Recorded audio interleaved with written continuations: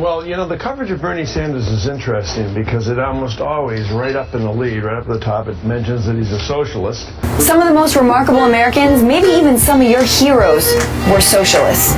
Mark Twain, Ernest Hemingway, Jack London, Cesar Chavez, Helen Keller, even Harry Houdini was a socialist. Now America has Bernie Sanders, who calls himself a democratic socialist. You know, if Bernie Sanders never said he was a democratic socialist, based on what he's saying, people wouldn't be calling him a democratic socialist. There are many different types of socialists, but the main idea is that the rich and the powerful don't get to call all the shots when it comes to the economy.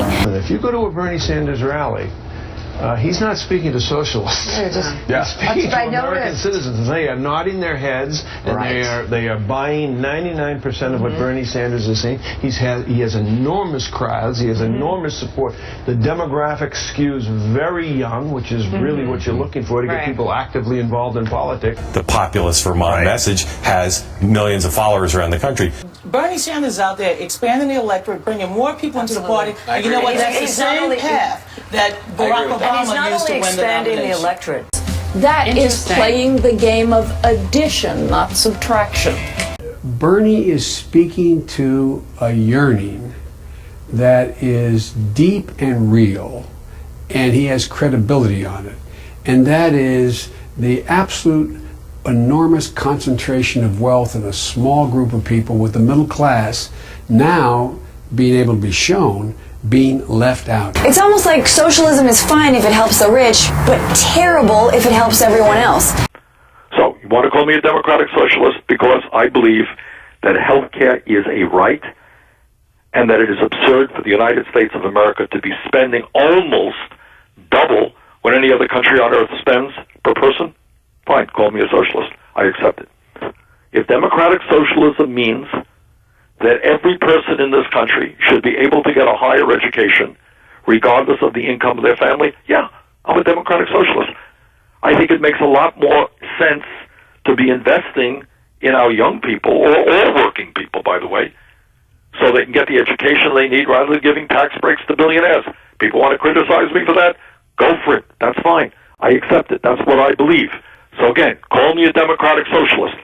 I believe that all of our young people deserve high-quality child care, that we need to pay child care workers a living wage, that they need to have the education and the training that should be requisite in order to take care of the young kids, the very youngest kids in this country. That's a crime, fine. It's a crime. That's what I believe.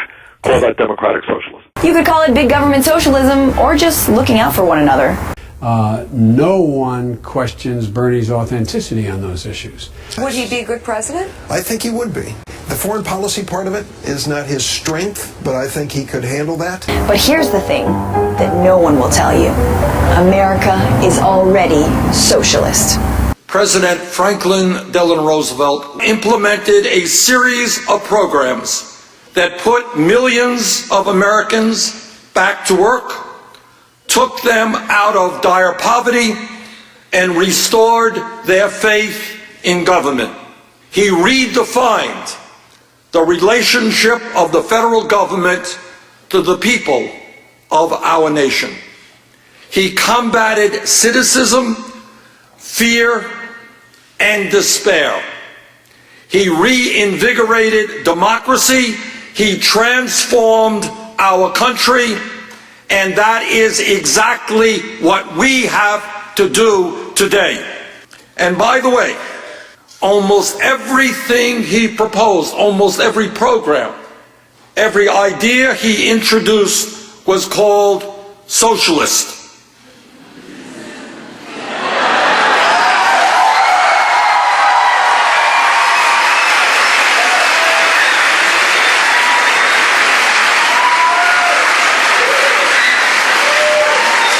I thought I would mention that just in passing.